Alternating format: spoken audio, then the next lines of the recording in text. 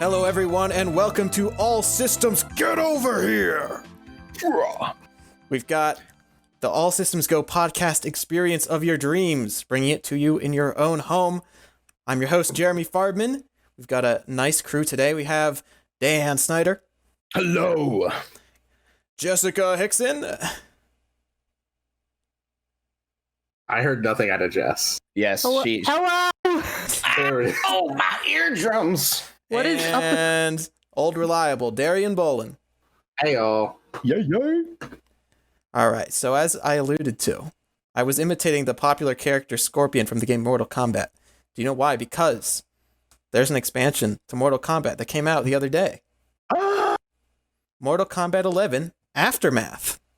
Ooh. And we discussed previously how like the pricing structure of this doesn't make any sense, but it benefited me because I could just get the whole thing for the price of a normal game. But it's very cool. So it's primarily adding a story expansion to the game.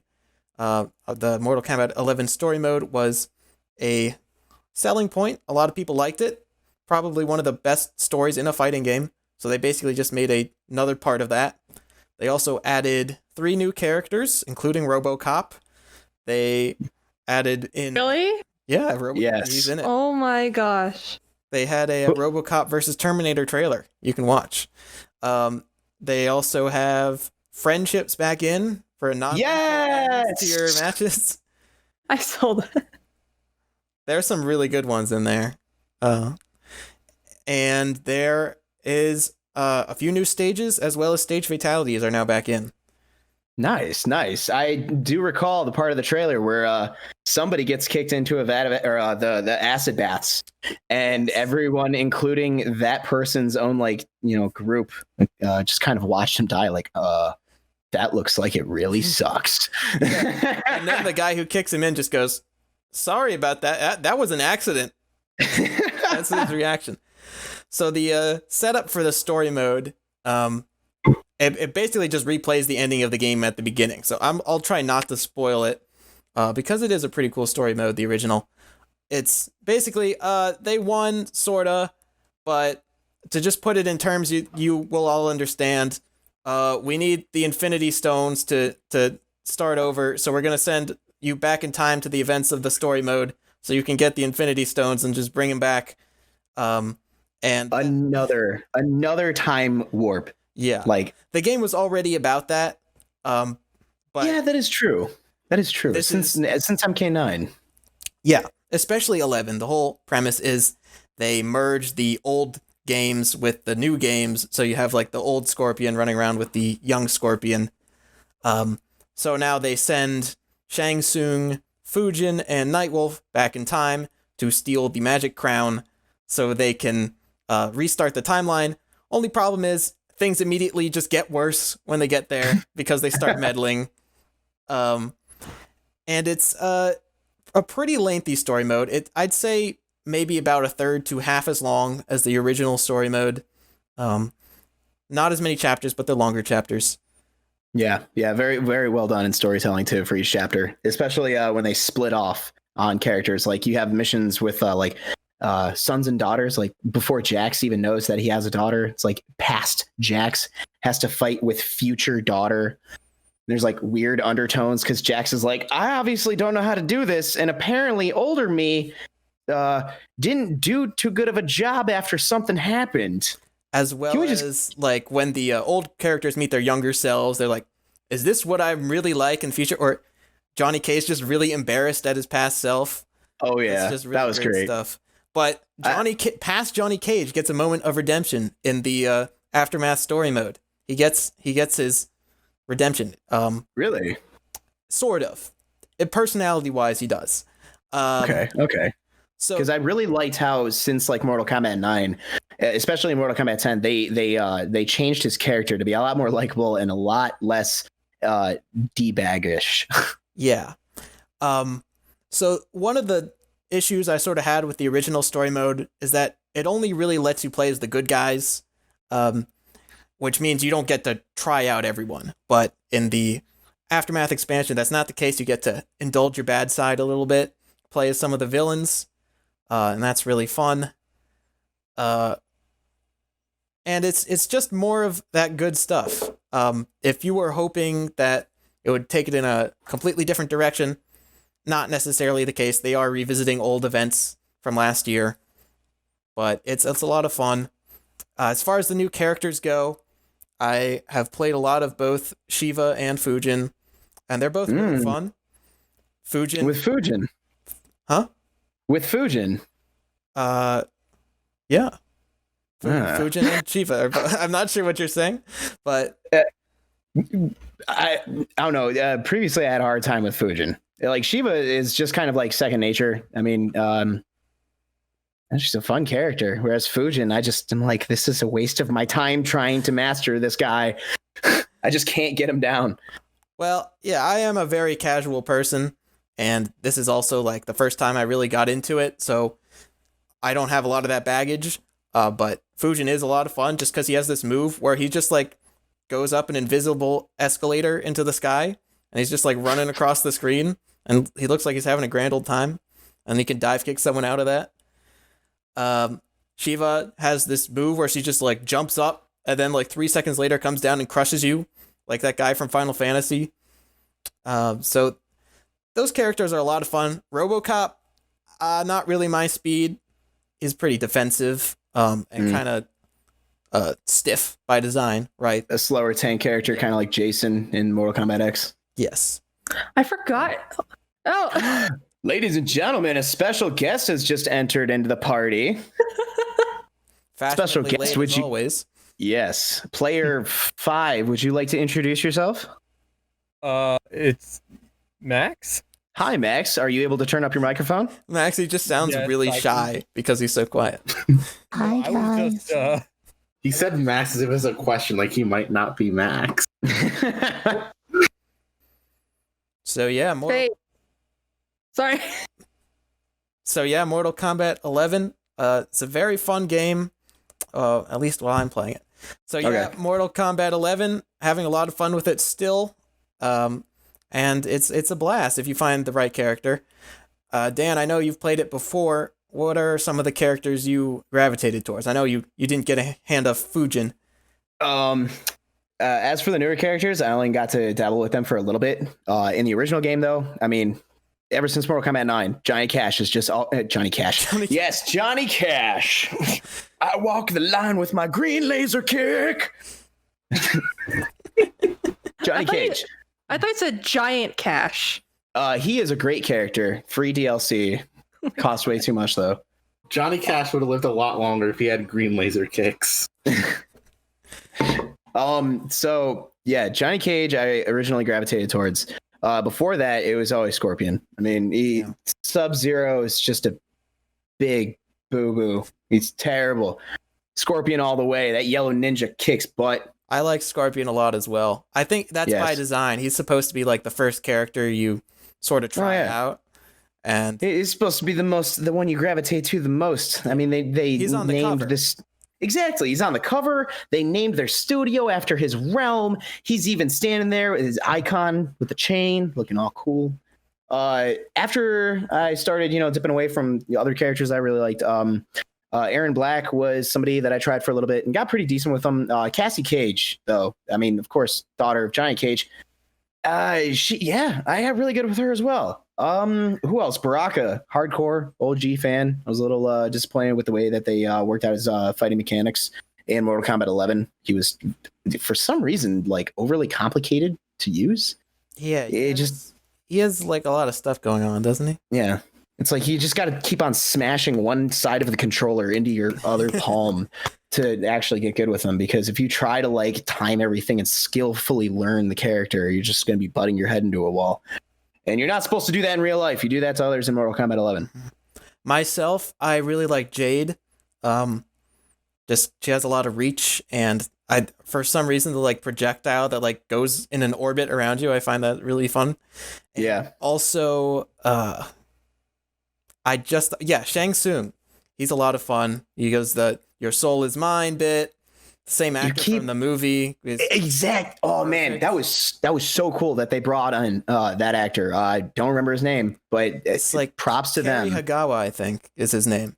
But Sure, I will agree he with was you. definitely the best part of that movie, Mhm. just because like he got to have fun, and it made sense for his character to have fun. Yeah. And like he narrates like the crypt in Mortal Kombat 11, and obviously he's a big part of the expansion story mode.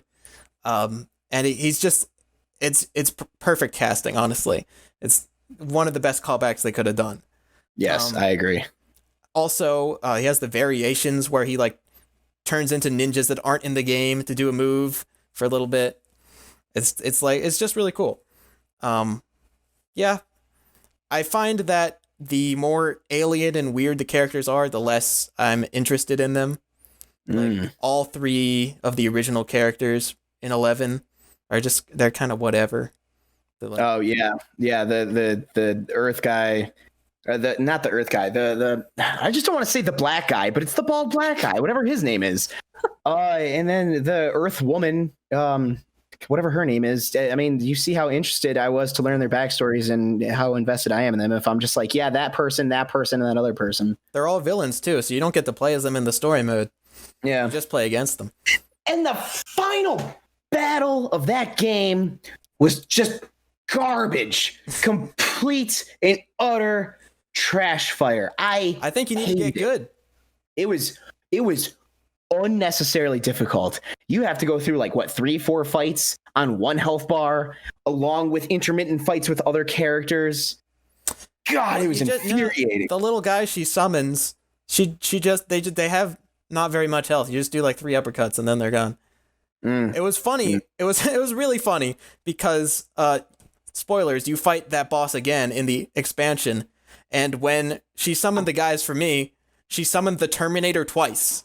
And it's goody. I just imagining the Terminator like being pulled here like what am I doing here? Just and then getting hit 3 times, dissolves into sand, and then 10 seconds later he comes back and is like, what? I guess I'm back. My franchise is failing, so I must branch out into fighting video games. 100%. They did not pay me enough to use my likeness.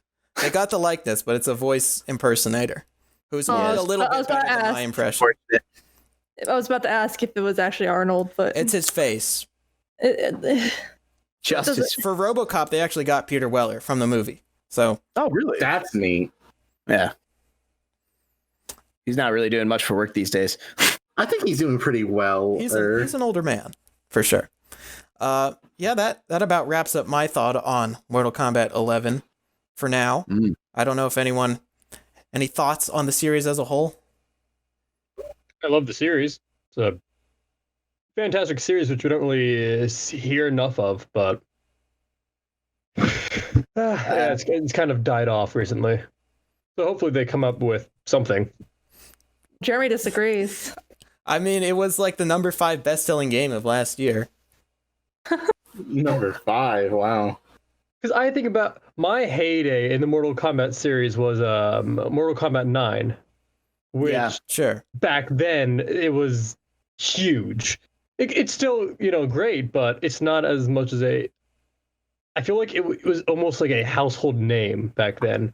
Every YouTuber, everybody owned the game. Nobody really, I don't know many people that actually own it and play it other than, a lot of the people that are still really into it. Are you talking about today? Like, unless Mortal Kombat 10 and 11, unless you're like a huge fan, Mortal Kombat 9, that got a lot of people into it. I just don't know how many people 11 got into Mortal Kombat. Okay, I can see where you're coming from with that. Yes, Mortal Kombat 9 was an almost flawless game. There were only 2 downsides. One was how easy it was to use the glory kill system. What was it called? X-Ray? Yeah, the X-ray moves. Thank you. Yes. Oh, right. Yes. How easy it was to use those in critical moments. Like, it often just came down to like, okay, no matter what you're about to do, how you're going to fight, just get your opponent down to like, a third of a health, and then X-ray them, and then use some kind of like cheap projectile or something like that, and you win the fight. They became a reliance. Like, at first it was cool, but then the whole like shock and awe of it wore off very fast. Mortal Kombat 10 quickly fixed that. The other thing that was flawed in Mortal Kombat 9 was what? There were only 2 DLC characters. One was Freddy Krueger, and then I don't even remember who the other. Oh, it was Did they put in Kratos? Kenshi. Yeah, it was Kratos, but that was PS exclusive. And you know I'm an Xbox fanboy, so no. There was like that one Aqua Ninja, and then Oh, Rain, Purple Rain. no, I want to say there were like 4 or 6 DLC characters, right? They usually go pretty hard on that stuff. But also, you're forgetting about Shao Kahn. I know it's a bit of a joke nowadays, but you shouldn't have to pay for Shao Kahn. I think I have a little bit of egg on my face. I actually saw, before this expansion came out a few weeks ago, former host of this show, Cole Kistler.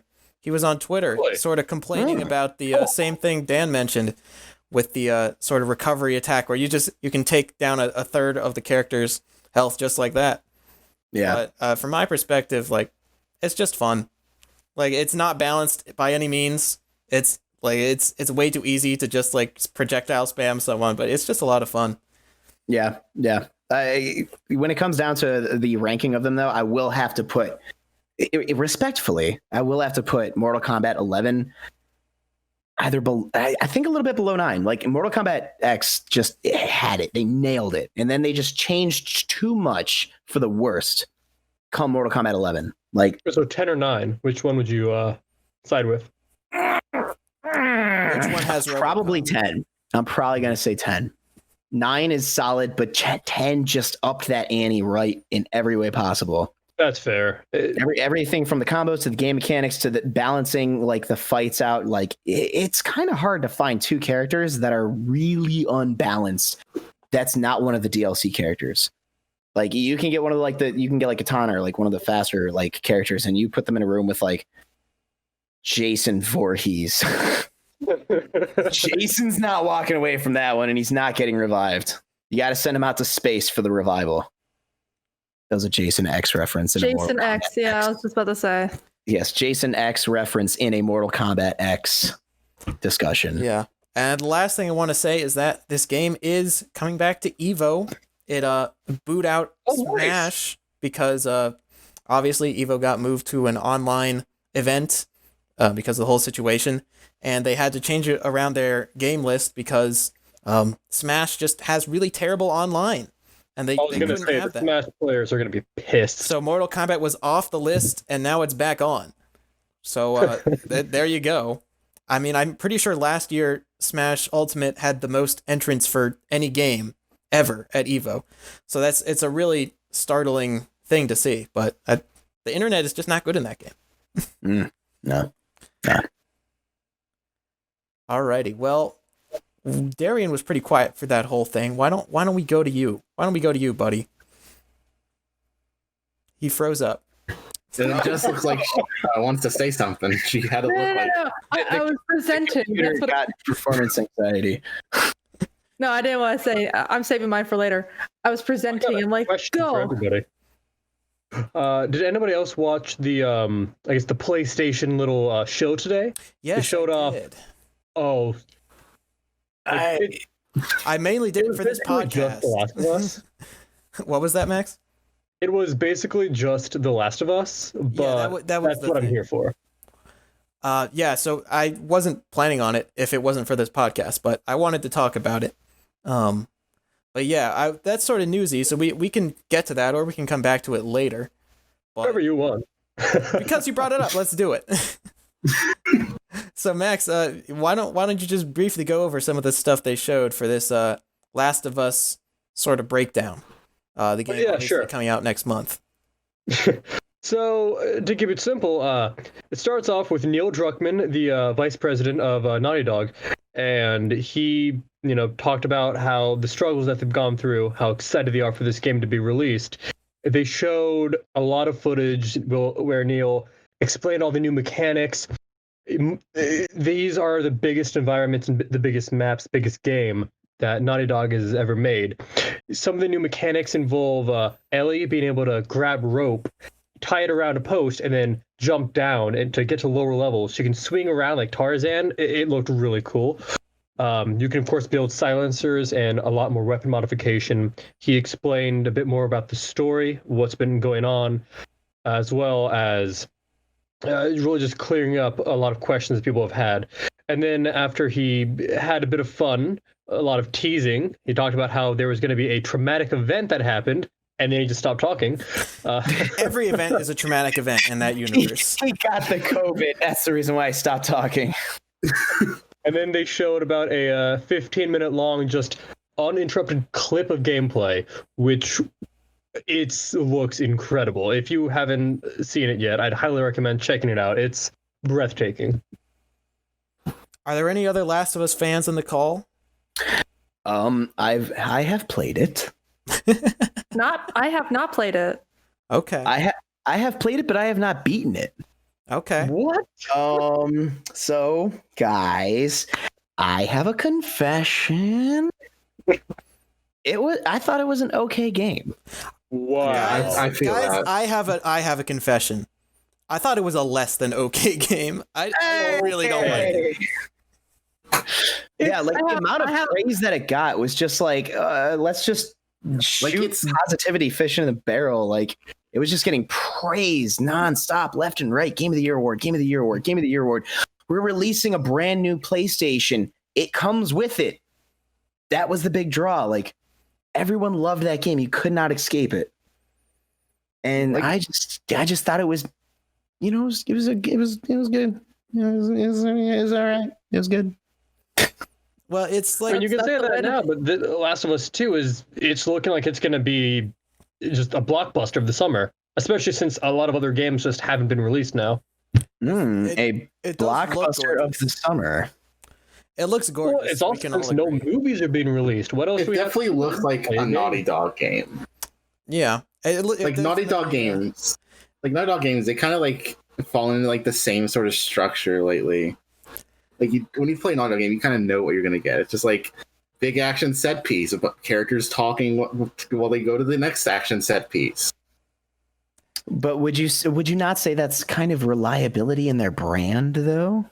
Yeah, like it's reliability, but at the same time, there's a way they make games and it works for them. Yeah, like it's reliability, but at the same time, like there's so many talented people there, and I just know that they could like do like some much better things. They would just break out of that like structure they've locked themselves into. So why don't we give Max a chance to defend himself? So what do you really like about Last of Us? Because you're in the majority in the world. So I mean, what's the deal? What don't we get? What is the deal? You have a grin on your face like you are the attorney who knows this case back to front, and you are about to take us all to class. Max has the smoking gun. He's ready to present it. I think Darian makes a really good point that it's the detail that you never really notice until you notice. He's completely right. That's The Last of Us, exactly what it was. You get the big action emotional scene, then it's like season changed, and then it repeats the process over and over again. But I would say, as for the talent, they're showing off the talent. The graphics are incredible. The gameplay, just to see how much the game has evolved since Last of Us 1, I think shows the talent. My only real argument against that would be, don't discredit them. This game is going to be incredible. I think some of the most talented people in the industry.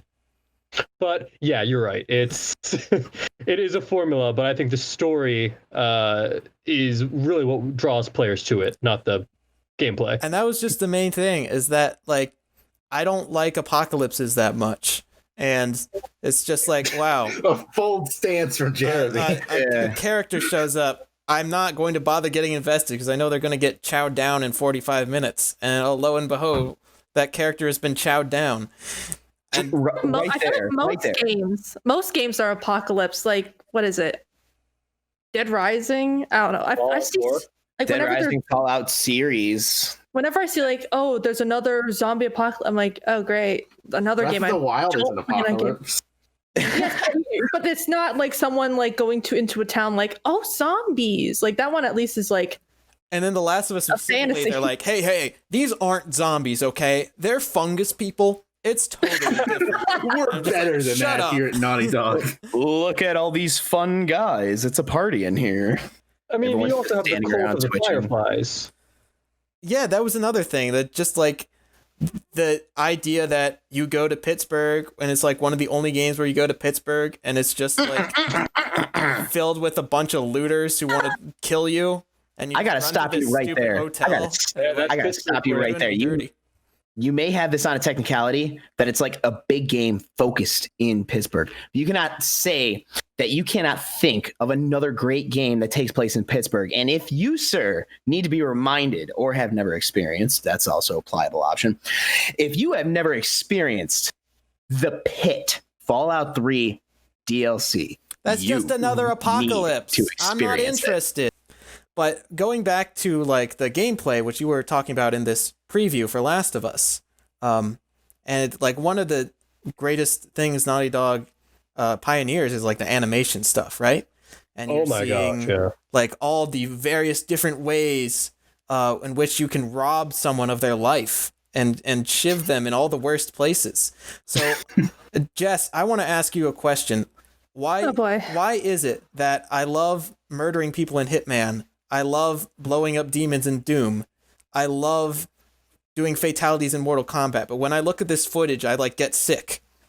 And when I see people getting like their throat slit or like stabbed through the head, why does that make me uncomfortable?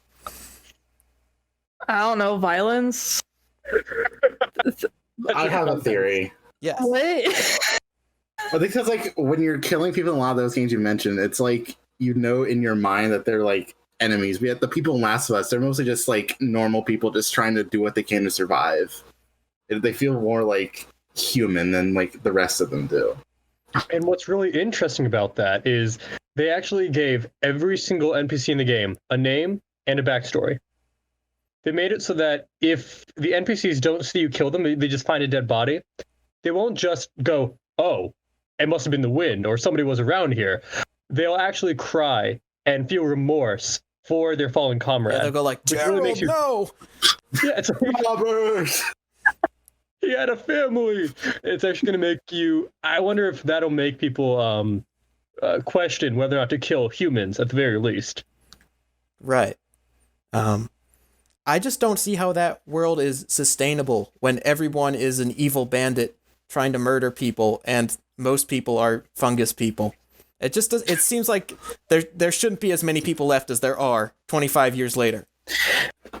I mean, they are the last of them, though. Yeah. Also, you're following the story of somebody who has, you know, I want to say a death wish. The gameplay is based around the life of one person who's going out there and going on these exciting adventures, and it just so happens to involve murdering people. The game is definitely not about the baker who stays inside the city walls all day doing absolutely nothing. Like, it would be a very boring game to follow one person within the community that's not out there murdering people, whereas you are actually following somebody who's going out there and murdering people. So that's maybe why it seems like even though they shouldn't be doing those things, they still are. You know what I'm saying? I might be not phrasing this right. Would or should do. Yeah, like, I know saying that they should might be a little much, but almost they're on an adventure, they have a goal, and this is the best way to achieve the goal, or the fastest, that is. So it makes sense for them to not ask questions. Sure. Yeah. I mean, all those plot details and all that stuff is out there. It's scary for people who want to avoid spoilers. So maybe we should just we'll table that for maybe when the game comes out, and then we'll see how we feel then. Sound good to everyone? Ooh. Did I join too late to discuss anime? Never. We're hanging up the no anime sign this episode. Actually, Jess, can I just say one thing? What? After years, I just started watching Attack on Titan Season 2. I've not watched it since 2014 during the first season. And when you talk about people like, oh, you see all these people dying and you don't care. That's kind of how I feel about Attack on Titan. Every episode, they're like, oh, this is the strongest person in this part of the army. And I'm like, I've never heard of you before. And then at the end of the episode, they're getting their heads bitten off. I'm like, yeah, that's why. Down. I think every episode so far, somebody unimportant has died. Yeah, I mean, that you get the occasional, oh, sad that person died, but it's been so long since I watched that show. Also, you said the violence. I didn't say any of the violence. That was all Jeremy. I just respond because I was confused. That whole conversation, I was like, what game are we talking about this time? Because we jumped from game to game. It's okay because it had the exact effect I wanted, which is not Jess's confusion, but that like Darian and Max brought up points that I was going to bring up myself. So that was good. Great job, everyone. We're on the same wavelength here. That's why you guys are all on the top row video. Okay, Jess, I know you're just very confused right now and you want to leave and you want to just cry in your bathroom, but... No, I don't. Or yes, I do. I don't know. No, I don't. Well, I'm giving you... What? We're going to throw it over to you. What do you want? Oh, well, catch the ball. Well, I this week got a Nintendo Switch. Hooray! Yay. Finally. So, and I've just been catching up on some of the games that already came out. You're peeking a lot, by the way. Okay. Let me fix the microphone. A Switch or Switch Lite? The Switch. Is that better? I mean... Did you get Animal Crossing? I don't know. No, actually, I'm getting Animal Crossing next week. It's being delivered. But the most new game that I got was the Hatsune Miku game. It's not anime. It's music with anime. So it's still anime. Well, here's what it's much different from the other games. Hear me out, Jeremy. Especially Jeremy. I don't know why Jeremy just gave me that look like, oh, here we go. But what's different about this game? I'm not saying nothing. Go ahead. But no, what's different about this game is they still have the arcade mode where you press buttons. That makes sense. Good job, Jess. Press buttons. You press Another game where you press buttons? You hope something just like happens. every game. But no, you press the buttons to the rhythm, and it's certain buttons that you press. Just Okay, so it's like Tap Tap Revolution. Yeah. It's like Guitar Hero. It's like but Rap of the Rapper. Yeah. Exactly. There you go. That's what I was trying to make sense. But what's different is they have another game mode called, what is it, Mega Mix, where you take take out the Joy-Cons, you hold them in your hands, and you just gotta move them so they match with the row, and you have to hit the trigger. It's so hard to explain. You have to see it. But That's actually very innovative. That's a nice twist on like the normal, like, oh, press A, B, B, B, A to the pattern. Like it's actually like kind of like Dance Dance. Yeah, it seems easier, but it's not, because the controllers get to be so sensitive that you just go too far to the right. But I don't know why I thought you were about to say the control. It's really hard because the controllers just get too sweaty, like chucking them across the room. No, if anything, my hands get dry and I just stick to my hands. Anyway, TMI, not really, but it's move the control. It's so much more difficult. And then when you unlock hard mode, it's impossible. I have not finished the game on hard for that level, but that's it. That's a life goal now, though. It's giving you something to work for. Yes, and they are unlocking. They are releasing. That's the word. New DLCs for songs. So it just has 101 for now, but there'll be more. So that was a terrible explanation of the game, but you're welcome, world. Is it a lot of new songs, or do they carry a lot of that stuff through the series? There are 10 new songs. Other than that, it's just songs from previous games. I'm hoping they add more. Because I will say what's really cool is, like, unlike most music, like Hatsune Miku and all the Vocaloid, it's all based off a computer program. And so anybody can make music with these programs. And it's not, most of the songs aren't from professional companies. They're from people who literally just stay home all day and just make this music. And they put it out on the internet. People follow it.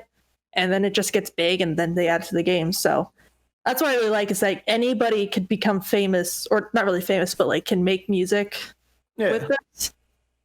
Max looks excited. Max got a few ideas, I can tell. I do. But it's such a cool program. I remember when it came to America, but it was Hatsune Miku, and she was she was used for advertisements in Toyota. It was very random, I remember that. It was like she's just sleeping in a car and they're like, it's Hatsune Miku, and then buy a Toyota. I'm like, solid advertising. I'm like, It's Hatsune Miku. Buy Didn't they do that with Dragon Ball once too? Didn't they have like Krillin wishes for a car? What? Love that. I remember that commercial. I remember seeing that commercial. Better buy this car, Goku. I wish for the new Nissan Altima with the four cup holders or whatever. His power level is a Prius. I love anime, but when like they're used in commercials for just no good when America tries to make commercials with anime characters, it doesn't work. I'll be real.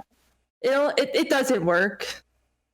Especially the Dragon Ball one. That just didn't work. But yeah, that's it. Other than that, I've just been playing Pokemon Fire Emblem, and I'm just waiting to get Animal Crossing. I really want Animal Crossing. You gotta get Tetris. Oh, I've been playing Tetris too.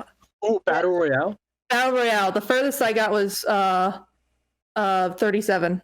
Ooh, nice. Not bad. Wait until you come in second place and you never come in second place again. That is a pain. That is a painful memory that never goes away. I had 7th place once, and I've never recovered from that. After coming in 37th, I've been in like 80th place the whole time because everyone's attacking me. I'm like, stop. If I can do it, anyone can do it. Believe me.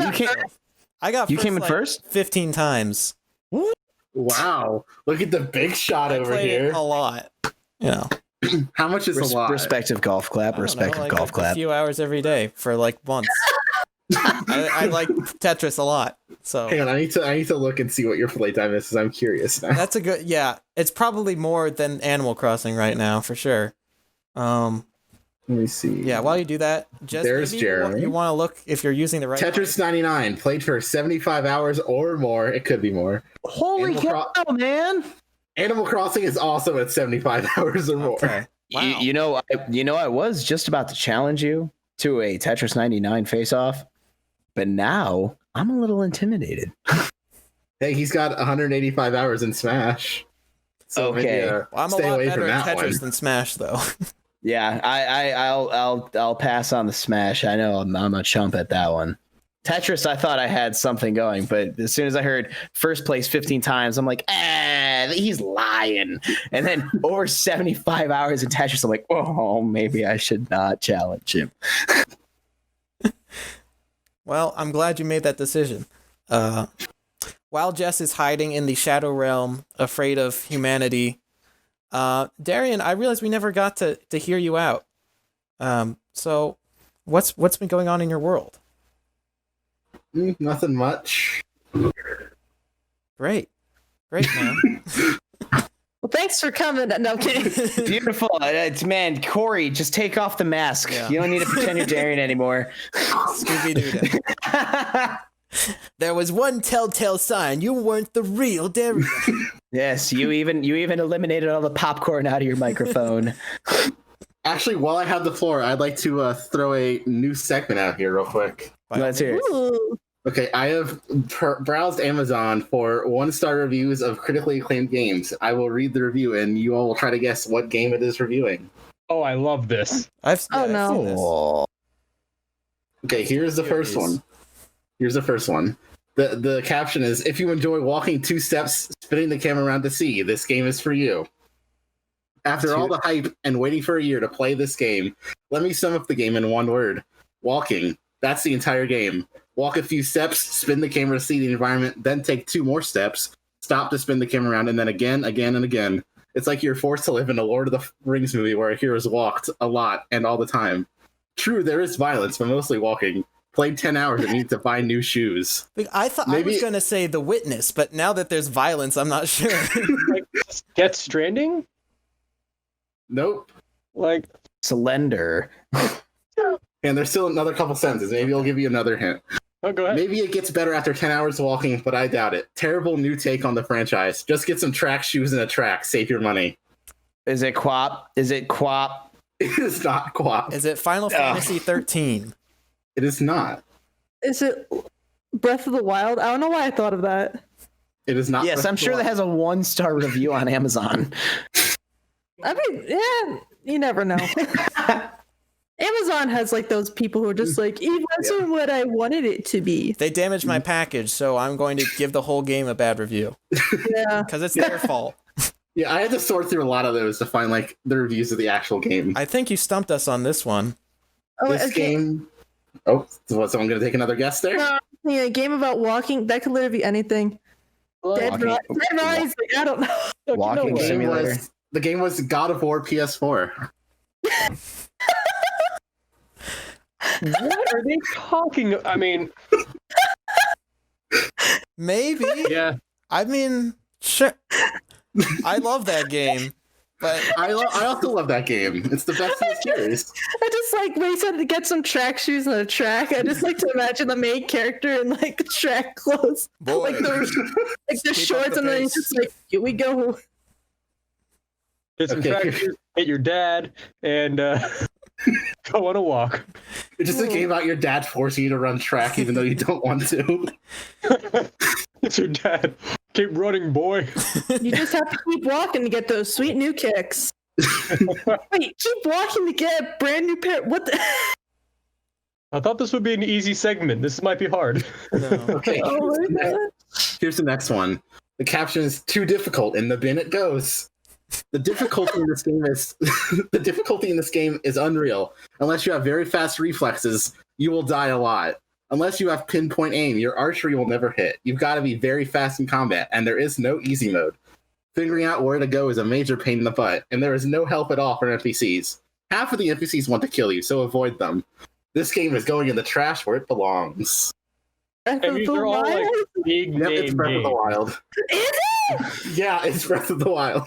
Do I get a point? Yeah, you get 1 point.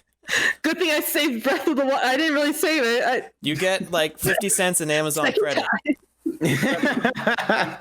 Can I give an Amazon review on that deal? Because that's not enough. That was a bad joke. Go on, Darian. Just ignore me. All right, here's the next one. The caption is "Good game for people who like being treated like they're stupid." So already off to a really good start. Wow. Legitimately the worst game I've ever played from all standpoints, mechanically, story, etc. Heard it was a turn-based game for people who don't like turn-based games, which was sort of true because I actually did enjoy the combat. But that's kind of what's hilarious about how bad this game is. The combat was the only salvageable part, and again, I don't even like turn-based combat. I seriously have no idea how this dumpster fire of a game got so many good reviews. The fact that this is a series also baffles me. There's so little gameplay that it hardly qualifies as a game, and I can't imagine how people who play this enjoy being treated like they're 5. I got this one. Persona 5. That is correct. Jess, have you been playing more Persona 5? Yes. Have you been watching my stream? I hopped in for half a second, and then I... Thanks. You know what? That means a Jeremy, the fact that you hopped in for half a second, honestly, it means a lot to me because nobody watches. Jess, I want to hear you talk about your experience with the game. So I haven't made it that far because I had to move back to school. But I made it to the part with the... It's not really spoiled. With the new character. I won't say it's... Oh. Anyway. It's a I don't know what 3-year-old game. It's okay. Great. I made it to the part with Yusuke. He's the best character in the whole game. I love him. He's so great. This, like, I never really liked, like, how this person said turn-based combat games. But this one, I'm going to disagree with that person. I really love this game. Because the I story... also love this game. The Yeah. story is It does so treat you good. like you're 5, which is how I knew. I mean, That's why it's Yeah. called Persona 5. yeah. But it's... I love the story. It's so good. Yeah. It's very funny at Yeah. times. I think yeah. the worst thing about Persona 5 is that, like, there's no character who's better than Yusuke. So, like, everyone else is just disappointing. And there's, like, 100 more hours of game. Honestly, as long as Yusuke stays in the entire game, I'm like, you know what? Yeah. I've only made it past the first time he gets his persona, and that's where I ended. But like so far, I'm like, I love this guy. He's great. He's such a weird dude, but he's Yeah. great. He's always, like... Basically, he's an artist, and he's always looking for inspiration. And he's like, Of course, if I stand in this yoga pose for 6 hours, inspiration will finally strike me, and I will be able to create my masterpiece at last. He's so great. That's all I have to say about that. Okay, I have one more review, and this one is probably the best one. Oh, All right, let's hear it. Okay, the caption is, I'll be honest, I think this game sucks. Lay it out there. Maybe I just don't enjoy FPSs like I used to. Maybe I expected too much. Perhaps games of yesterday that I grew up on, Diablo 2, Metal Gear Solid, and Rainbow Six even, spoiled me. Or perhaps I'm the only brave soul to offer a counterpoint to the masses' blinded eyes. I really dislike this game. Come on, admit it. If there was no media hype, no one to talk with it about, and you played it by yourself with an open mind, you would wonder after an hour what you're doing too. If you played good games like the old ones I mentioned, or Burnout 3, Mortal Kombat Deception, and Return to Castle Wolfenstein even, reinventing an old school classic, feller, maybe you'd see the light. This game is nothing more than another Quake 2, another Half-Life 1, games that supposedly reinvented Doom 1's formula and made games mass market items. Ha! I laugh at all of you for wasting your money on these games, and ask you to pity me wasting $50 on what was supposed to be the best game ever. Never will I succumb to blinded critics again. Never! You all probably watched Titanic 10 times too, and drool over Desperate Housewives and Extreme Makeover Home Edition. Not me, buddy. I judge things how I see them, not how the He's mass not voice. resigned to one hot take. He just Not puts it how the all on mass the voice of line. media does. So for all you like me, straight seers, I recommend rethinking what games you buy. I realize this review will be assaulted by fans of this game, but I only wish to offer a different view. My view. Peace out. I got nothing from that other than he has a very high view of himself. Yeah. From the time frame of that, was that like Doom 3? It is That not must have Doom been, 3. 2016, Oh. right? The Desperate Housewives? Could you give us probably the, watched Titanic 10 times. Yeah. could you give us the game First example person shooters. again?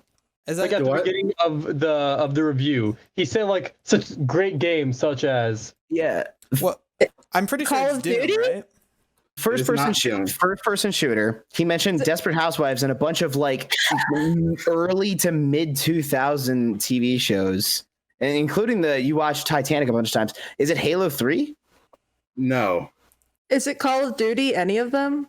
it is not Call of Duty.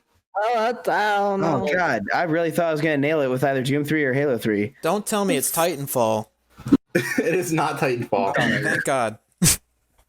Fallout? No. Skyrim? Y'all give up? No, first person shooter. First person, First person swords. like Oh, what? no. Halo, Call of Duty, Gears of War. That's not even. That's the third person. That was a This person doesn't know the third-person shooter. difference. though. Let's keep that I'm in mind. trying to think of. This person is dumb. I don't know. Maybe 007 GoldenEye, like the remake that came out on Xbox. Yes, yeah. Nope. It is not Overwatch? GoldenEye. It's not Overwatch. Okay, it has to be a big enough game where he thinks everyone would attack him for saying that this game is bad. So it has to be a big game. It's also a game that is designated by the time shows that he mentioned would I take don't place in the early to mid 2000s, I possibly think at we the gotta late admit defeat 2000s. on this one. It's No, I want this one. I want this one. You get one more guess. Super Smash Brothers. No, it's My not. favorite FPS. Splatoon. Can I have a hint as to what console it is on? Xbox. Oh, This review is the Xbox. all right. It's not Doom 3. It's not Halo 3. Is it anything in the Halo series? I can't reveal that information. I Is don't that know. Halo 2? Like a Halo. It's Halo 2. You should have given it to him for Halo. It was a ballpark. Yeah. Okay. Halo 3, close enough. Halo 2. How could he say that was a bad game? Bad dare ending, yes. But the rest, no. I bet Can he I be never honest? wielded. I don't like how he thinks his opinion is like the best opinion in the world, but he wrote a masterpiece there. Yeah. That, And ended it with "Peace out." the second I read that review, I'm like, yeah, this has to be on the segment. But a lot of people like write back to him and be like, "Dude, shut up." How many That's a good question. watch on thumbs Amazon. up does it have? Yeah. Throwback 13 people found it helpful. Well, at least you found it helpful for something, right? And that's since 2005. Oh, there you go. Only since 2005. Well, it's about to get 5 more likes. She's like a fine wine. He just needs to play the remake. Then he'll finally click. Oh yeah. Thank you for Okay. that segment, Darian. And That was good. do you know what Yes. Halo 2 is so famous for? Is its cliffhanger ending. That Yes. it just strung you along, leaving you for Halo 3. And do you know something else that had a very infamous cliffhanger ending? And the show was ultimately canceled. So we never got to see the resolution of that ending. It's Teen Titans. no, it's actually All Systems Go. If you'll remember, the final episode of All Systems Go, before it was canceled, We said we'd be back next week, and then we didn't come back next week. A stunning plot twist cliffhanger, which is Dan had dressed in drag, and he had approximated the form of a woman. And that, Approximated the form of a woman. that I just love storyline was phrasing. never resolved. And so today I want to sort of get a little behind the scenes look at what could have been, and what were your plans for that segment? How would that have played out? Because I think a lot of people at home have been hung up to dry by this plot line. Yes, many people at home wanted to see more of the drag. Honestly, that was just a prank on Kyle because he's always so kind of uncomfortable with my impromptu on the show. Sometimes he laughs, and then other times he's just like, Dan, what are you doing? I'm sure other people could agree. But that was just a prank on his part. Nice and innocent. As for the backstory and the follow-up, oh man, to bring on D'Angelina, because if I remember correctly, that was her name. I don't know what we were gonna do. She was just really expensive to bring on the show again. As far as I know from her backstory, she was somebody who tried to go back to Hollywood to make it into the industry, but she wound up doing a few car commercials with anime characters being CGI on the screen. And then after she realized that was, unsatisfying, she met with some Hollywood execs and, was not pleased with their presentation or their offers. So she wound up realizing that the dream wasn't there for her. So she tried becoming a talk show host. And with her very confused identity, she found this nice little pop culture show that she really liked at Kent State University on TV too. And it was called All Systems Go. And she wound up watching more and more of the episodes, and she backlogged all the catalog and all the seasons. And she became such a big fan of the show that she just had to get on, but she had no real way to get on other than to audition. When she didn't get the audition, she's like, you know what? This other guy, this a-hole, this Dan guy, just so happened to be a host on this show. If I can just embody him, if I can hypnotize him the night before during a rainstorm, and I can put him in a trance, I can trick him into becoming my persona for just a minute at the very end of a show, just so I have that fleeting moment of stardom. And that's what she did. And I don't really remember much of that night because most of that is just a blur. But luckily, I had a video camera. And you know how you have a metronome or some type of swinging object? Well, when you go to hypnotize somebody as some kind of swinging object, you swing in front of their face. Yeah. Well, man, apparently I'm just a really huge fan of yo-yo tricks because she was just doing things and I could see in my face that I'm just blanking out. How did she? And then she sat me down and she's like, yeah. Especially when she did the walk the cat trick. Walk the dog. Why would you walk a cat? Anyways.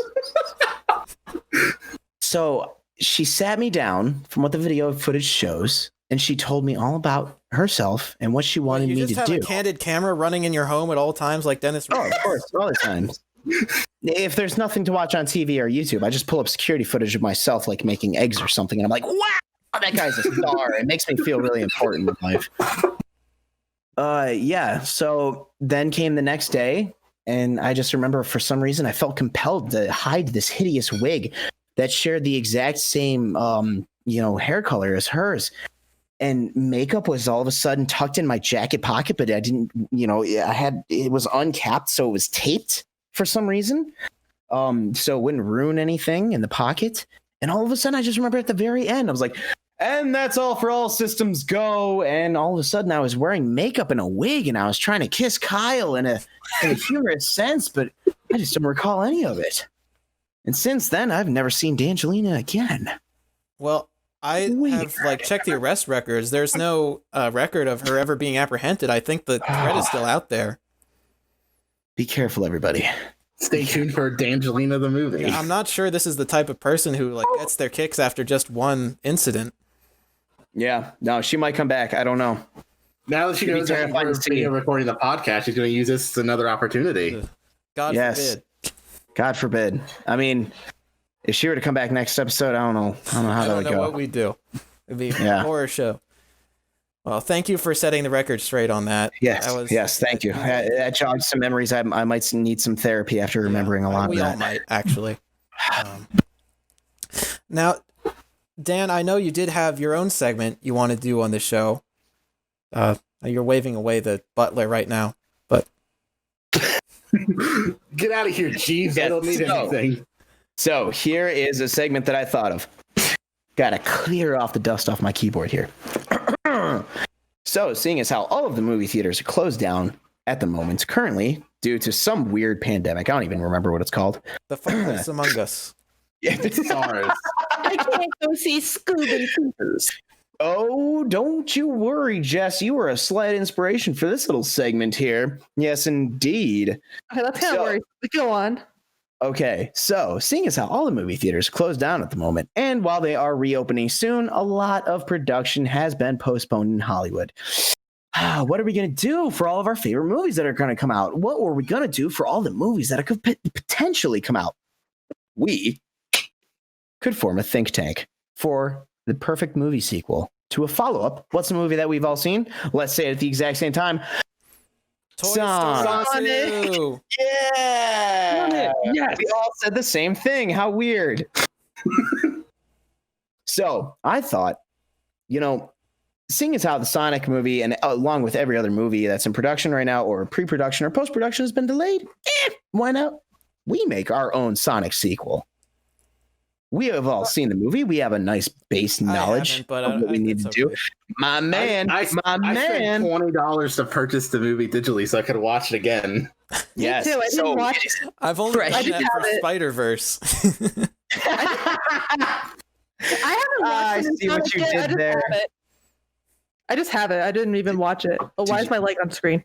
Did you do that because my last name is Snyder? What? You said another movie in the Snyderverse. No, I said I only own Spider-Verse.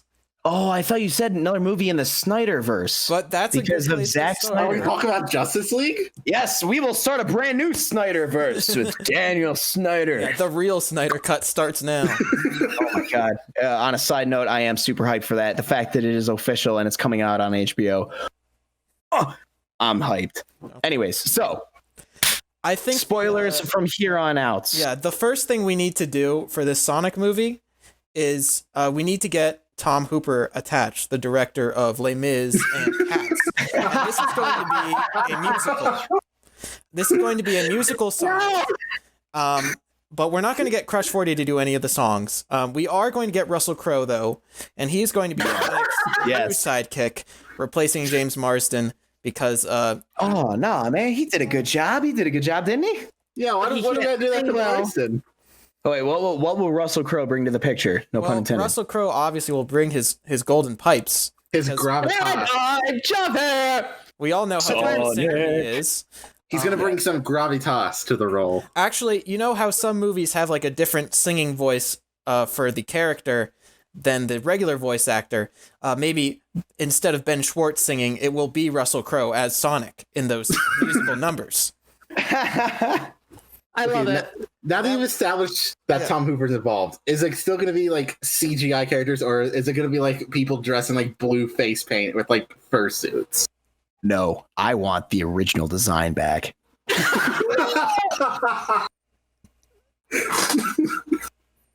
Can you imagine some of those long notes with the original funky Sonic teeth that they had?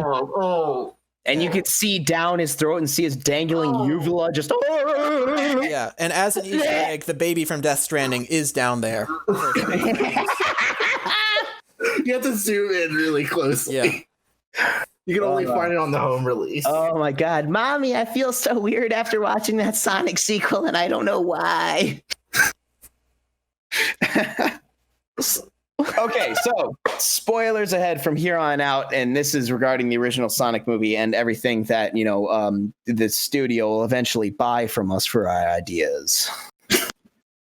You have been warned. Spoilers ahead.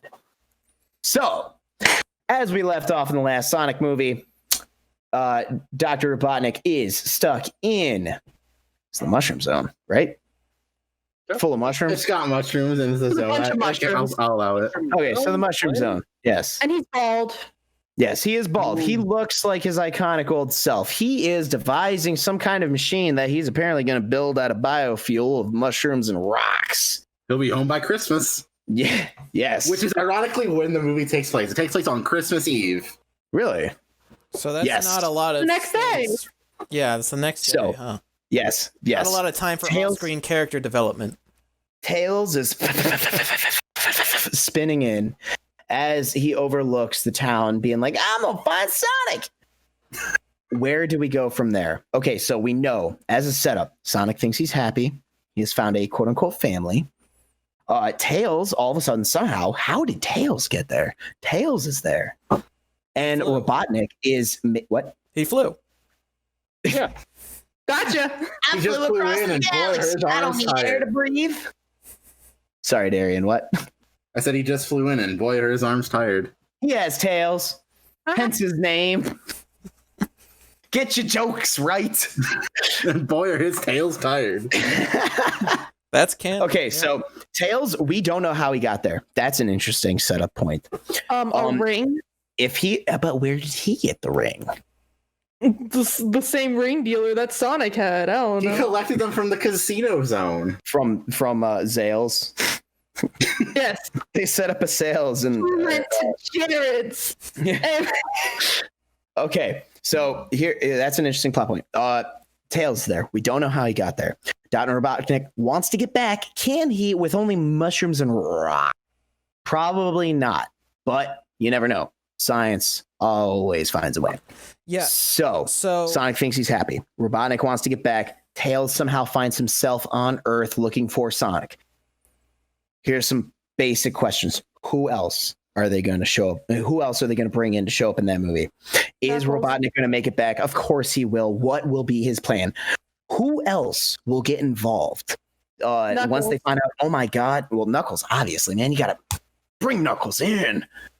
Who else will get involved? Okay, so Robotnik wants his like evil plan to capture Sonic because now he has revenge on his mind. It's not just I need to capture this animal. I It's also revenge. want to say that in any good sequel, the stakes also have to be personally motivated. So while Sonic may think he is happy, we have to invent a reason for him to not be happy so we can have more character growth in this movie. Superman effect. also Like why? Snyderverse Superman effect. Also, at the end of the movie, Tails said he just hopes he's not too late to get to Sonic. So too late for what? Which indicates his jealousy at Sonic being faster. What? Okay, so really quickly, think tank here. We are all now in a think tank. Will this movie, as a majority, take place on Earth or in some kind of zone? It will move between. It'll move between. Well, in order for Dr. Eggman to get back, he must somehow learn to use the technology or create the technology to harness the powers of the rings to go between dimensions. What if Dr. Eggman And doesn't Sonic come will back have to Earth? chase him through those dimensions. What if Dr. Eggman instead merges the Earth with the Sonic zones, therefore bringing everyone to him? Oh, because in the games it goes from Green Hill Zone to like Las Vegas. It jumps between the two. Oh man, you might have just cracked something really big right there, really early. Hollywood, give him a call. It's the power of mushrooms. You hearing this, Jeff Fowler? You hearing this? Now, Tom Hooper, don't tell Jeff about this one. We need Tom. Don't tell Jack. Talk to us first, man. Then a little bit of money.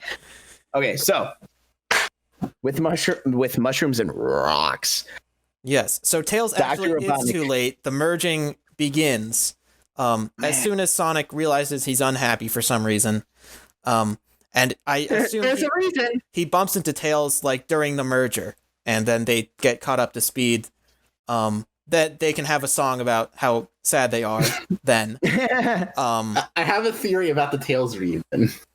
Yes. So the one thing that sequels like do, especially comic sequels, is they like to like find ways to reference the original movie. So I'm thinking like for how Tails comes to like be acquainted with Sonic, it plays as like a repeat of the barn scene where what's his face originally finds Sonic, but instead of Sonic in the barn, it's Tails now. And then he says bark, and then he gets shot with a tranquilizer, and that's how he's like reunited with Sonic. That's so hokey. No, audiences will hate that. Do you think I've they'll got make a bad feeling about this. Do you think they'll make a comeback with apartments.com and be like, how'd you find me, Tails? They're gonna find Tails at an Olive Garden. Well, They're gonna find every Tails at product Olive Garden. placement in the movie will be made into its own zone that they have to spend 10 minutes going through. The Olive Garden, you have to fight through the unlimited breadsticks, but they're unlimited. It's like that part in Sonic where you keep getting trapped on the infinite slide and you have to find the right place to jump off. But so they're getting stuck on the infinite breadsticks. Okay, I got two things really quickly to bring up. One, I'm just going to bring up because it's nonsense. Do you think in this movie there will be a drowning scene where you hear that infamous music? That's gonna end the big emotional, like near-death climax. Yeah, Like, oh, yeah, no, well, there should be. Because what anxiety-inducing that music is. I Yeah. gotta doubt it, but I hope so. Yeah, Maybe I mean that's that would be the source of so Sonic's good. anxiety, right? Is that like he and Russell Crowe and everyone are at the community pool and like they're all having a blast. But Sonic, or maybe they're on the beach because it's California. So they're all having a blast. Well, at the beach. no. They're not in. He doesn't move to San Francisco. He stays in Montana and Green Hills, so they're Okay. far They're from in the pool, California. But Sonic, He's running on the water. He's running on the water, and Dr. Robotnik blows up the water, and it like kind of knocks Sonic yeah, out. but Sonic is like insecure because he can't swim. Obviously, Russell Crowe, great swimmer, Australian. So he's just doing laps like crazy. He's doing double flips off the diving board. With Sonic, he's usually the show off. He's not used to being upstaged by his friends. So this is a real point of self-reflection for him. He's like, what do I do? I'm so used to being the center of attention that this is something I can't do. So how do I deal with this? And then Eggman pulls the worlds together and we go from there. And then we'll wait to resolve that conflict. Yeah. So Why aren't I cool? Whoa, the worlds are collided. Yeah. How is that conflict I'll worry woven into the about- I'll worry framework of about the that rest of the later. story? like somebody throws him a life raft ring, throws it out there, and he jumps through it, hoping to go to like Green Hill Zone, but he's just like now floating on the water. Another ring saved the day. But see, you've established an interesting emotional conflict here, but we need to find a way to like work it in the story. So I'm thinking that like the big finale, the way to like stop the whole world meshing thing involves Sonic being the only one who has to like swim somewhere to like Well, if unplug we really the want to thingy. indulge in the Sonic lore, we just rip off the end of Sonic Adventure, where the whole city gets flooded and Sonic has to turn into Super Sonic. That's what we do. That's also something. If we, Right. I want to get more original than that. Okay, so here's the other idea that I have. This is just one tiny plot line. This is something that Sonic is just gonna keep on coming into contact with as an obstacle. Okay, so now it's no longer just a government secret that like, okay, this animal exists. This thing exists. It produces electricity. It's an anomaly. We have no idea what it is. We need to find out what it is. Robotnik got a lot of footage of this creature. There is now an entire town being like, yeah, you saved us, but you're actually an alien and you're kind of weird in retrospect. Hindsight is we should be afraid of you. So now Sonic's character has to face the whole like Snyderverse Superman dilemma of I should save these people because I have the power to, but they all are afraid of me and they all hate me. And there's that divide. Do you guys feel that? I mean, that might be too heavy for a kid's movie. It's not heavy enough. Spider-Man does it better. Sonic should just run through somebody by accident at light speed, like Amazon the Prime's The boys. Boys. Yeah. Yes. Sorry. Sonic accidentally runs through an Olive Garden. That would make a really terrible movie premise. Sonic running through somebody and just obliterating them. That'd be god up. Sonic, see the Sonic movie. 20 minutes in. Why did he do that? Oh, okay. So going back. I kind of like him running through the Olive Garden. That's the whole movie. So that's Him yeah, just Olive zipping Garden. through Olive Garden. The town gets mad because really mad because that was like the only Olive Garden for 100 miles. Now they have nothing. They run out of the unlimited breadsticks. It's getting so fast. Because you're getting It's so the only fast, on-guard Sonic for just 100 miles. opens. They got nothing now, and the town hates them. Sonic just opens up a lawsuit against Olive Garden because he ate all the breadsticks so fast they couldn't cook more. They went unlimited. Yeah, they weren't unlimited, guys. I want my money. Was about 300. And half of them were frozen too. Disappoint. It goes on Yelp, and it's the movie's also sponsored by Yelp. Yeah, how did they get through? Okay, so Robotnik comes back, or he merges the realms, because I really like that idea. Okay, so he merges the realms. What's the first thing that he does? The first thing he does is seek out allies. And he needs to find like another sinister character to share his ambitions. All It could be like those two robots sidekicks that he has. Sonic. Robotnik brought someone with him from the Mushroom World. It's everyone's favorite Red Echidna, Knuckles. Yeah. Pay attention to the lore. Knuckles gets tricked by Eggman all the time. Oh, because Knuckles is stupid. Sorry, Okay, this is the movie where Metal Sonic comes in. So he starts merging the realms, and in the games, or the zones, sorry, he starts merging the zones. And in the games, what do you have to do at the like old school games? What do you have to do? You have to jump up in the air and you have to free a whole bunch of captured animals, right? Yeah. Yeah. How do you think that's going to play into his plot of trying to, once he merges the realms and he's capturing all the animals, what do you think his main goal is? Is he designing some kind of contraption where this is a distraction for turn all Sonic? the animals into slaves so they can attack Sonic? I would say like he's convinced Knuckles that Sonic is bad, and Knuckles is rounding up all the animals as a distraction, while Eggman is putting together his plan behind the scenes. I'm not gonna lie. I want to see this movie. I feel like what he's better than the real movie, which is We just like start writing really this. proud of his inventions, so I don't think he would try to use slaves or team up with Knuckles. He tried to find some other power source. He's also incredibly intelligent, though. He realizes that. Pay off emeralds. Wait. Max is saying something really quick. What? You were on to something, Max.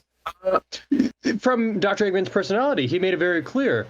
He doesn't want sidekicks or partners the way he treated his sidekick in the first movie. I don't think he'd team up with Knuckles, or he'd even try to get make the animals his slaves or whatever.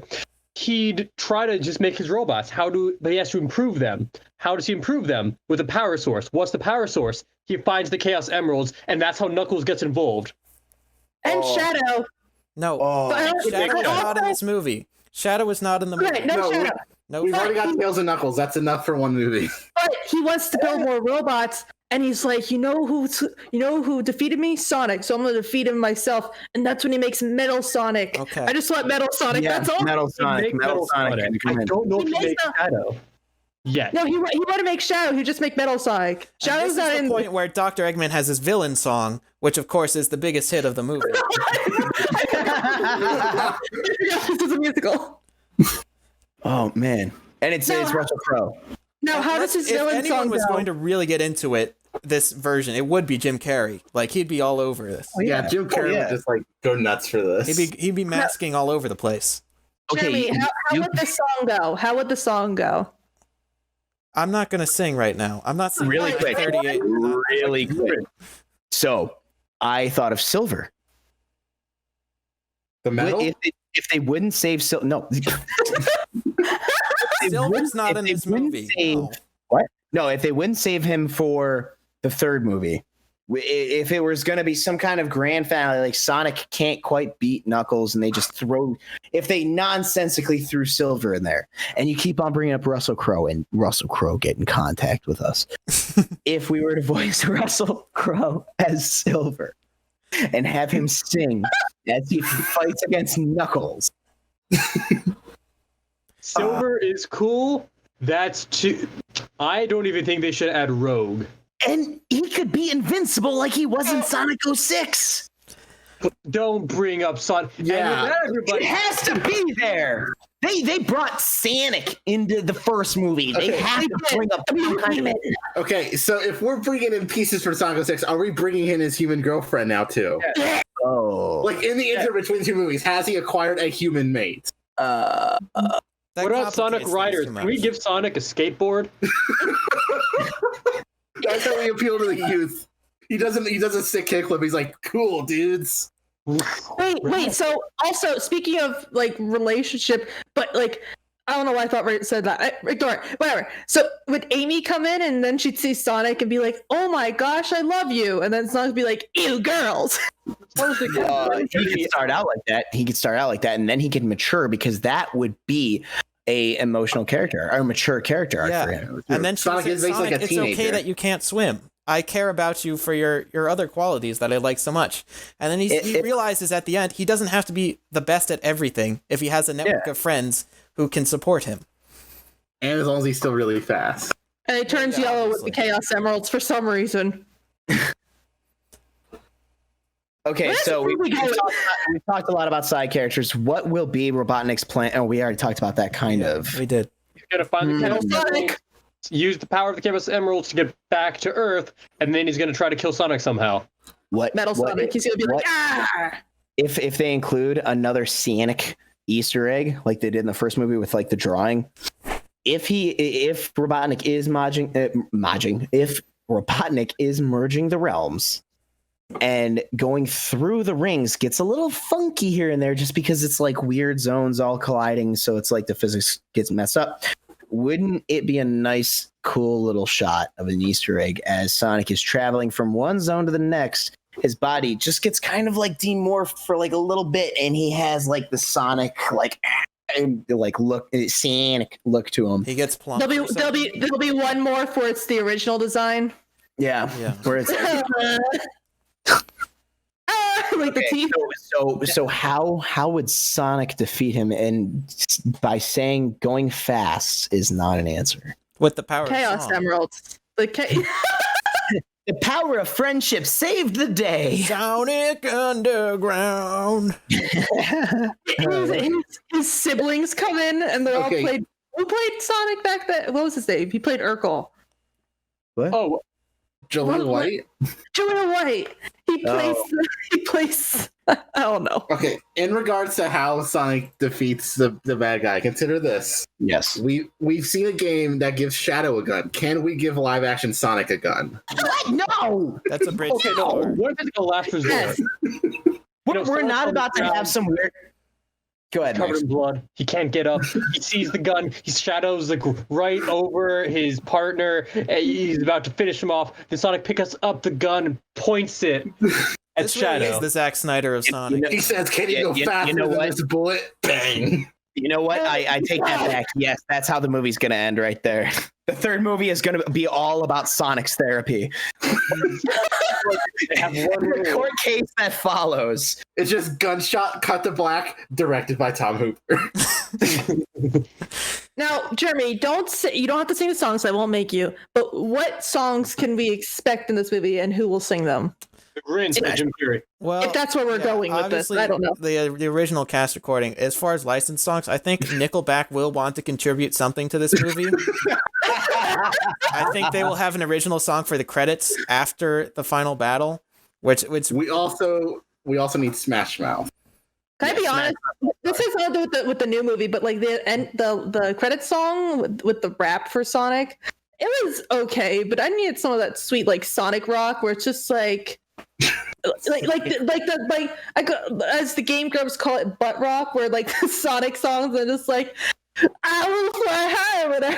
I don't remember most of the songs. Like There was Escape from the City. Escape from the City. Can Escape from the City be sung by Nickelback?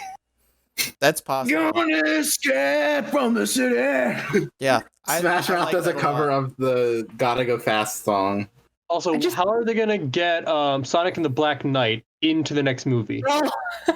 The Black Knight from Monty Python, of course. Just a flesh wound. Please, but the flesh wound. I don't know. I like how we also completely just dipped out on Tails. Tails is really an unimportant. That's the thing with post-credits teases is you do enough to get them interested, and then you just forget about it. And the new post-credits tease will be original character Sam the Something, who will. Yes. Yeah. And then Actually, like, whoa, I've never even seen this character before, unless they have watched All Systems Go, which will be even more gratifying and they'll be like, "Oh my God, they're finally doing it." Jim Carrey on screen with Sam the Something, voiced by, help me with this, Corey. Corey? Yeah. Yeah. He only talks in Dan. one-word sentences. Yeah. Let's have Dan do it. Dan How Trelina. about us both? How about us both? Yeah. So who wants to Because be it's a brand new singing voice? character. Why can't he have like two? Corey's definitely the singing voice. Dragon Ball. Corey Yes, can I'm have imagining Sam the Corey Something shall as sing. like, he's one of those characters where like his mouth doesn't move and then just like the two voices on top of each other overlaid just emanate it. So you could do Dan and Corey just like Well, talking at the same time. must collect all of the rings. If we are choosing a singing voice, Corey is actually in a chorus for. Right. He's a good Perfect. singer, but he will Perfect. upstage He's a singer. Russell Crowe, so we can't have that. But he's not gonna play Sonic. He's just gonna. He's gonna play Sam the Something. I know, but Russell Sam Crowe something. will be very jealous if we have an actual good singer in the movie. So Wait a That's sec. true. Who's gonna voice Knuckles? If we had to spitball ideas here, and no one say Chris Pratt, I'm sick and tired of Chris Pratt being in He everything. couldn't do it. The dude Dwayne deserves Jack Black. Dwayne Johnson. Yes, Jack Black is a Jack good Black. choice. No, not Dwayne Johnson. Jack Wait. Black. I highly vote for that. No, wait. I think, yeah, he Can can they- do it really well, actually. Yeah. Because I not have only an would the idea. nature deep, but Jack Black also has some acting range. So We have not like only a background character, like a backstory, like a side story that has nothing to do with the movie, where Big the cat fishing for Froggy. I have an idea for the post-credit scene. Yeah, All right, what- it has to okay, involve so- Sam the Something. Well, yes. Yeah. Yes. Okay, the post-credit scene. It's Dr. Eggman. He's all like, he's bloody and beaten. He's got bullet wounds and stuff because Sonic shot him. He's standing there with Sam the Something. He's like, I don't get it, Sam. I know what's wrong. I need to be faster. How can I go faster? And then Offspring's voice says, "Oh, I can help with that." And then a pair of rollerblades comes in, and it's Beat from Jet Set Radio. oh my god, we're entering into a multi-universe here. This is Move over, Marvel. Your 10 years of garbage is about to make way for Sonic. The Sega Cinematic Universe. my ticket is pre-ordered. Can the third movie be they go to the Olympics and meet all the Mario characters? That should be like the 10-year. That should be the Infinity War. After 10 years, Sonic and Mario finally meet. It doesn't even try to be a comedy. It's just like a straight up like Olympic sports movie. Oh man, what if okay, really just nonsense here. What if Wario was Thanos? Like 10 years down the line, Wario just walks out and Chaos Emeralds!